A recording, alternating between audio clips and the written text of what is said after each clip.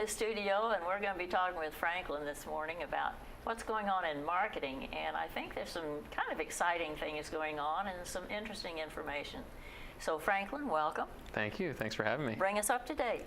Yeah, really excited about where Green Spring is. This past month, today, this entire year, 2017 has been great for us. We welcomed 151 new residents to the community, which is our goal.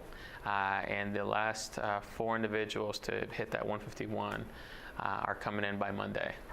I know, I have a neighbor supposed to come in. Her name's been on the door for a while. So. Yeah. So, we're just getting the apartments ready for them, have a nice little welcome basket for them to welcome them home. Good. So we're really excited that, again, the residents were a big part of that, bringing their friends to our community to really kind of show what this lifestyle is like, and to be welcoming 151 individuals is something great. That's great. Really excited. That's great. So with that just keeps letting our residents know that Green Springs is the place to be. We are at a 98.6% occupancy, which is fantastic. Yeah. Again, it just shows that folks want to be here at the community, and we're going to take that momentum well into next year. Great. We had meetings with our folks from our marketing department up at the corporate office, and they're also really excited about some of the things that they'll be bringing to our community, so that more folks know what's going on at Green Spring. We actually had a virtual tour done of Hunter's Crossing. Yeah, and so it's pretty much a virtual tour for those who might not know what that is. It's a 360 view of whatever image we want to project. So we did that for the Hunter's Crossing lobby. We did that for the Jefferson dining room.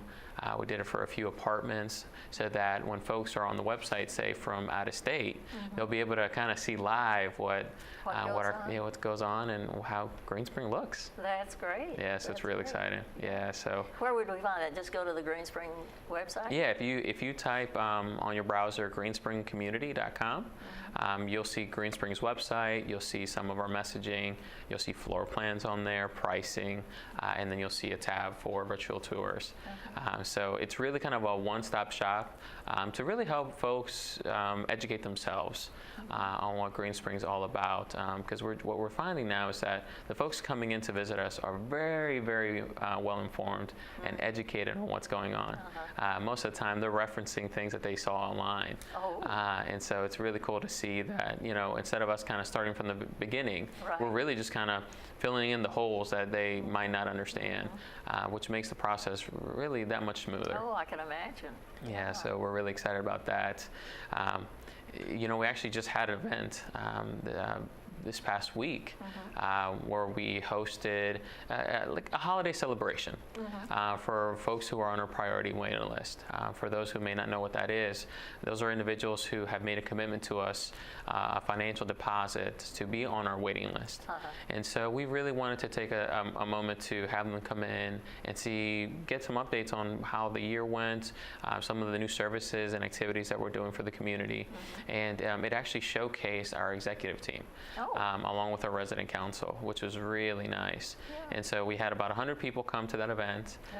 We really kind of made it festive, holiday themed. So our catering department really did a great job of kind of bringing the holiday spirit to this event.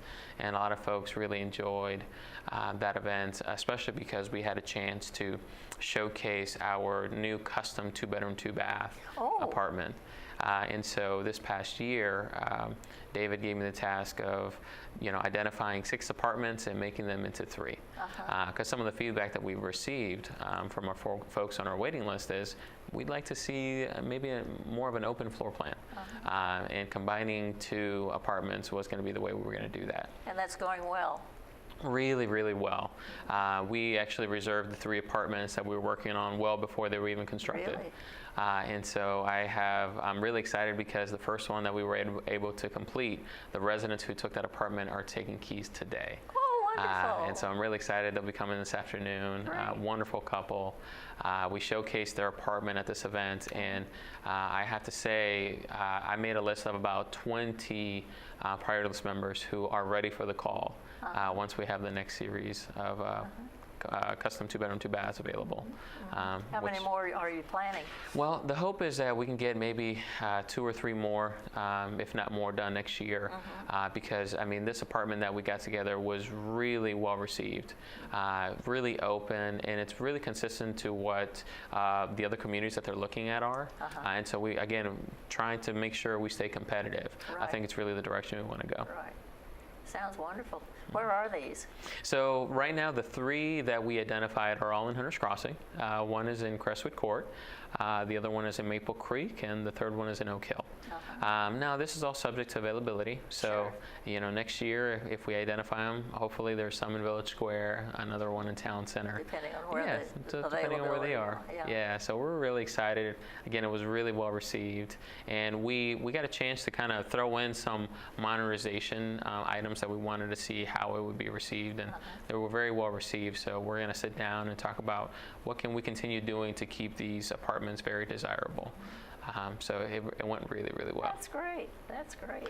Yeah, and so some exciting news from sales is that Rachel Gilbert, who many of you knew as our event coordinator, was promoted to be a personal moving consultant down at Windsor Run, which is our property that we have in Matthews, North Carolina. Wonderful. And so many of our residents didn't know that yet, so I wanted to kind of make that announcement. She is really happy where she is. I just recently talked to her. So if you don't see Rachel around, you'll know where she is. She is. She's down there, and she brings this wonderful energy that Green Spring, that she brought to Green Spring, and we're hoping that we told her, hey, take that over there. Show them what Green Spring's all about down there.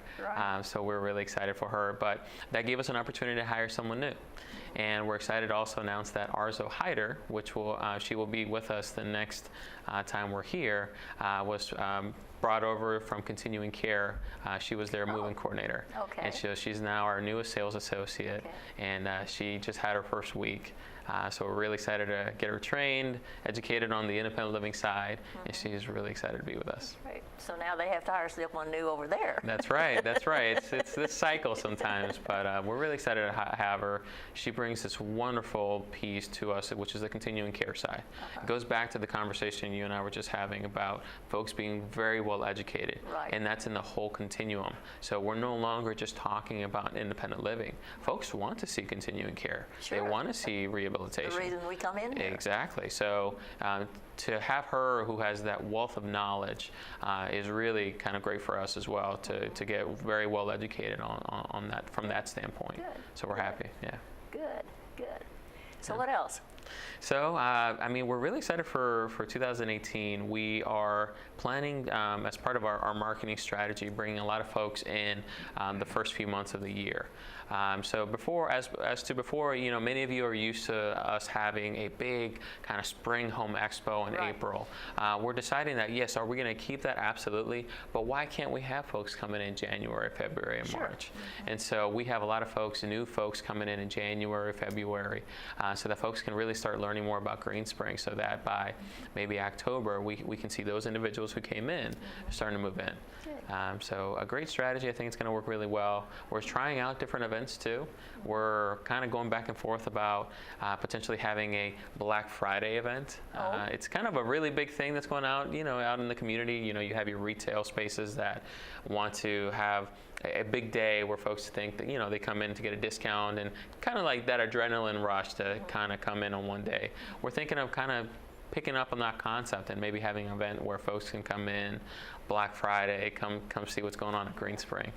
So throwing out different ideas, trying to keep it new, and not have to, you know, not doing the same things every year. So I would imagine some of our residents have some ideas along that line. Absolutely. Of what might attract people to come in. Yeah, the resident council, the sales and information committee have really been a big part of what we've done this year. They incorporated a new move-in program. Our residents did for our folks moving in, which was really nice. Maxie Jo Nelson, which many of you know, was kind of the head person for this project, and so she, you know, would come into our office trying to figure out who was moving in and just give them that warm welcome that many of our residents have come to expect, and we want to make sure that we continue that. And so they're helping them get acclimated to the community, giving them information that they need. So they've been a big partnership with us, and I think it's been great so far. That's great. Yeah, it's been fantastic. Yeah, I think, our residents have so much to offer. Absolutely. And I think some people, when they move in, they say, okay, I'm here, I'm going to sit. Well, that's not what we move in for. Mm-hmm. We move in here to live and to continue giving what our talents are. And if those talents are helping other people move in or helping other people feel comfortable here, then I think we need to share those. And I think that, to your point, our residents are our most powerful voice. I get the wonderful experience of working with folks who sometimes are very nervous about this process and Sure. about moving in. And sometimes it can be scary, when you've been in a certain place for 30, 40 years, Right. to, work with us and we tell you this is wonderful, a wonderful lifestyle. It takes a big commitment. Right. And so to see them move in, originally kind of a little reserved, to then 2 or 3 months later coming into my office and saying, I love this place. Right. This is Right. amazing. Right. I want to tell folks about it. Right. Well, that's part of what we're doing with our events next year is instead of me talking, David talking at these events, we want to have more residents talking. Sure. So we're thinking, we're going to be reaching out to our folks who are coming to see our property and say, okay, what kind of questions do you have? Right. So that we can bring our residents in and help answer those questions. Right. Less about us, more about our residents. Right. I think it's going to be the right formula. I think one thing that people moving in here, especially the women, who are used to doing a lot of entertaining in their home, and they think, how could I ever entertain in an apartment like that?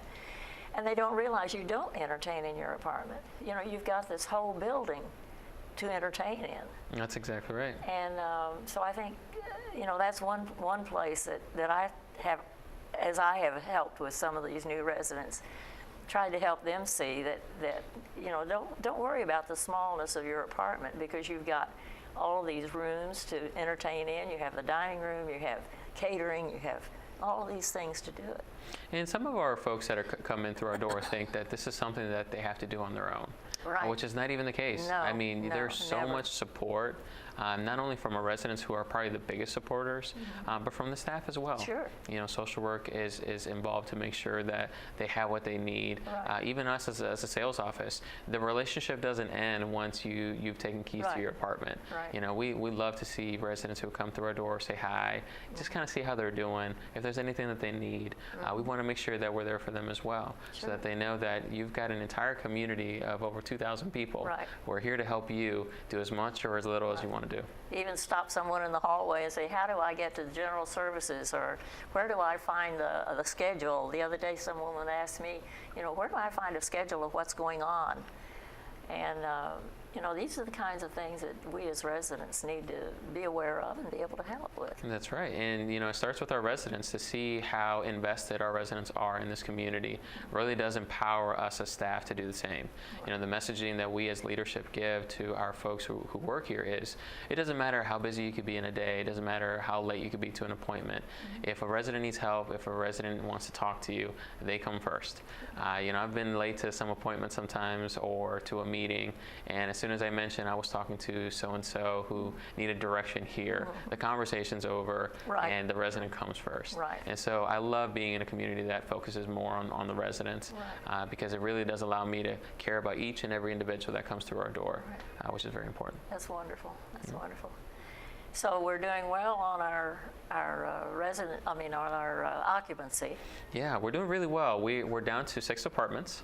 Really? 3 of them are our studio apartments, which is one of our smaller apartments. And so we really do think that we'll get those reserved probably early in January. As the holiday season is coming in, and we have the new year coming, we'll probably see a little bit of a slowdown. For all I know, I could be pleasantly surprised. But usually first thing after the new year, we're starting to see this new wave of residents coming in, just waiting for the holidays to be over. So Just one last holiday in their home. Exactly right. Thank you so much for coming in, Rick. Thank you so much for having me. And let's take a look at a little video here while we get the studio ready for our social work. Is it social work? Yes, our social worker who will be coming in to talk with us a little bit about what's going on in that field. We're opening a new art wall today, and I want to introduce Jean and Larry Rood, who are the participants on the wall this time. And I know you're going to enjoy it. It's a very festive display, and we hope that you'll come. And Larry, you want to start and tell them? No, okay, ladies first, Jean. Okay, what would you like for me to talk about? I You've got want to you to minimize it, the Tell time. them something, Jean, that you want them to know that maybe they don't know. Where you're going with this stuff. Oh, I think what I'm showing in the art wall is mainly where I have been with this stuff. I have been painting 40 years or so. I started with a few lessons when I was in the Air Force, when we were both stationed down in Alabama and in Louisiana, and it just sort of grew from there. And I've always been a crafter. I always liked crafty things, but nothing ever held my attention like decorative painting did. And so as we moved around in the Air Force, I just continued to study with some really fine teachers and began to teach myself. So I've taught many, many hours. I've written a book. I've done a lot of work with the National Society of Decorative Painters and my local chapter here, and I'm still active in that. So painting has always been a big part of my artistic life. Wonderful display up there for them to see. Thank you very much. Larry? Well, first I want to thank Ann for making it possible for Jeannie and me to show our art here at Greenspring. And I have to say that being involved with Ann and others in the art system here has maybe introduced us to Greenspring a little quicker, and we feel more comfortable here than we would have hope so. otherwise. Now, I've got photography upstairs, and I was one of those kids that had a camera from day one almost, and I kept at it until I discovered girls. That would be like high school. And then I went to college and went in the Air Force, met Jeannie, and then the Air Force sent me to Thailand in the mid-'70s for a year. When I came back, Jeannie had become this world-class decorative artist and didn't have time for me. So I went to the torpedo factory and took a course. I thought it was going to be on how to take pictures, but it was a course in darkroom. And I fell in love with the darkroom. I set off then to become the next Angela Adams, and after about 10 years, I realized that I was not going to make that. So I kind of put it away for a while, and then life gets in the way, and then computers came along, and I gave my darkroom to Robinson High School, and bought a pretty good computer and a better camera, and I've been exhibiting and making pictures ever since the late 90s then. And Well, you see that they are quite professional, really, and you're going to really enjoy the show, so don't miss it.